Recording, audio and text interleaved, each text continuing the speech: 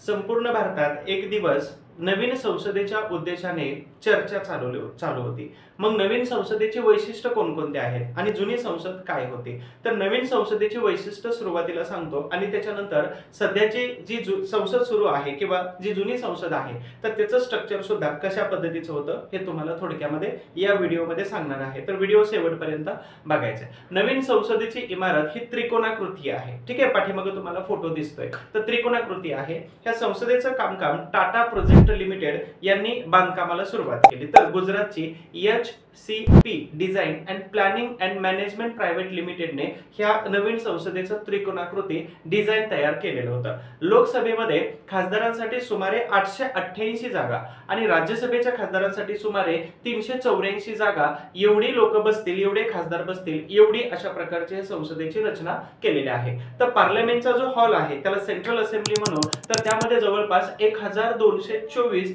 सदस्य एकाच वेळी बसतील एवढी तरतूद त्याच्यामध्ये केलेली आहे। भविष्यामध्ये जी सदस्य संख्या वाढणार आहे तर ह्या वाढीव सदस्य संख्येचा विचार करून लक्षात ठेवून हे नवीन संसदेच्या भवनाची रचना केलेली आहे। या संसदेचं क्षेत्रफळ जवळपास 64,500 चौरस मीटर आहे। तर 16,921 चौरस मीटर अंडरग्राउंड सुद्धा हे संसदेचं बांधकाम केलेलं आहे। तर इमारतीच्या बांधकामाचा खर्च अंदाजे 861 कोटी रुपये इतका झालेला आहे। अंदाजे का म्हटलं तर बांधकामाचा खर्च कमी किंवा जास्त असू शकतो, शक्यतो जास्त असू शकतो। केंद्रीय सार्वजनिक बांधकाम विभाग ही संसदेची नवीन इमारत बांधण्यासाठी नोडल एजन्सी म्हणून तिथं काम करत होती। कोणाबरोबर? टाटा प्रोजेक्ट प्रायव्हेट लिमिटेड बरोबर।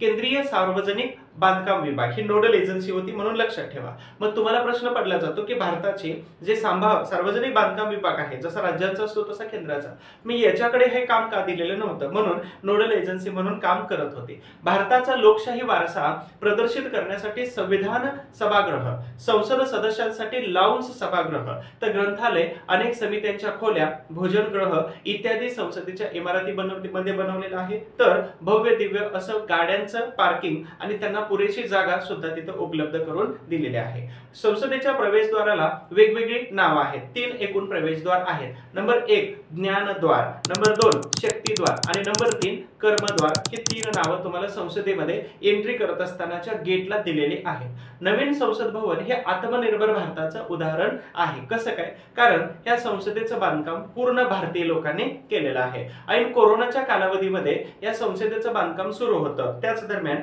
विरोधक असणाऱ्या वेगवेगळ्या पक्षाच्या नेत्यांनी आणि विरोधी पक्षांनी काय केलं होतं तर या कामावरती टीका केलेली होती। कारण कोरोनाचा पैसा जो आहे लोकांकडून जे फंडिंग गोळा केलेलं होतं तर त्याचा पैसा संसदेच्या या उभारणीमध्ये खर्च केला सरकारने, अशा प्रकारची टीका झाली होती। परंतु त्यानंतर संसदेमध्ये अजून एक वादात ठरलेला विषय म्हणजे अशोक स्तंभाची जी प्रतिकृती उभा केलेली आहे तर अशोक स्तंभाच्या त्या प्रतिकृतीवरती असणारे सिंह जे आहेत तर अगोदरचे अशोक स्तंभावरचे सिंह हे शांत होते, परंतु हे सिंह खूपच डरावणे आणि भीतीदायक दाखवलेले आहेत। म्हणून उद्घाटनावरून तत्कालीन पंतप्रधान आणि त्यांचं मंत्रिमंडळ आणि सत्ताधारी पक्ष तर हे विरोधकांचं अगदी टीकेचं स्थान बनलेलं होतं। तर नवीन संसदेची ही काही वैशिष्ट्य थोडक्यात या व्हिडिओमध्ये सांगितले। थोडक्यामध्ये जुन्या संसदेचं वैशिष्ट्य सुद्धा सांगणं महत्त्वाचं ठरतं।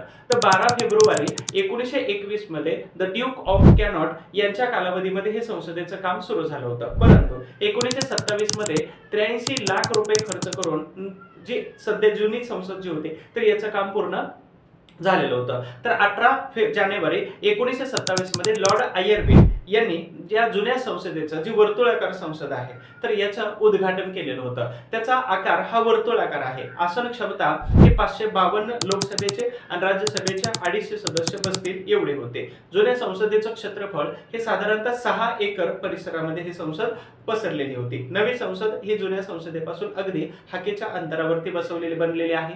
त्याचबरोबर तेवढ्याच अंतरावरती राष्ट्रपती भवन सुद्धा आहे आणि त्याच्या समोरच राष्ट्रपती भवनाच्या समोर राजपथ आहे, जिथं 26 जानेवारीला तो सोहळा मात्र बघण्यासारखा असतो। मला अपेक्षा आहे की नवीन संसद त्याची वैशिष्ट्य आणि थोडक्यात जुन्या संसदेचं वैशिष्ट्य हा छोट्याशा व्हिडिओच्या माध्यमातून तुम्हाला चांगली डिटेल्स माहिती मिळाली। भविष्यात चालू घडामोडीवरती यावर प्रश्न येऊ शकतो किंवा राज्य व्यवस्थेच्या या एखाद्या विषयावरती संसदेवरती प्रश्न बनू शकतो। तर व्हिडिओ आवडल्यास लाईक करा, फॉलो करा, शेअर करा आणि सबस्क्राइब करायला विसरू नका। थँक्यू।